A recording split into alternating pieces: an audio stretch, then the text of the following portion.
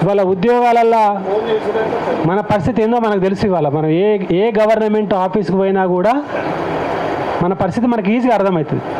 సరే ఉద్యోగం రాదు, మరి ఏం చేయాలని అడిగి, సరే సార్ నువ్వు చెప్పినావు చదువుకుంటాం ఉద్యోగం వస్తుంది, మరి ఉద్యోగం రాకపోతే ఏం చేయాలన్నాడు. ఉద్యోగం రాకపోతే మీరు బిజినెస్లు చేయండి అని చెప్పి. ఓకే, ఇవాళ బిజినెస్ 47.5% ఆస్తుంది వైశ్యుల దగ్గర, 47.5%. బ్రాహ్మణుల దగ్గర మీకు చాలా మంది అనుకుంటే డబ్బులు ఉండే అనుకుంటా, కానీ బ్రాహ్మణుల దగ్గర 44.5% పైసలు ఉన్నాయి. రెడ్లు, పటేల్స్, కమ్మలు, జాట్లు మొత్తం బీసీలు కలిపితే దేశంలో 3.5% ఆస్తుంది. ఎక్కడ డబ్బులు సంపాదించాలంటే మన నుంచి అవుతుందా? ఎట్లుంటుంది అంటే డబ్బులు మనం ఇన్వెస్ట్మెంట్ కూడా మనకు తెలియదు.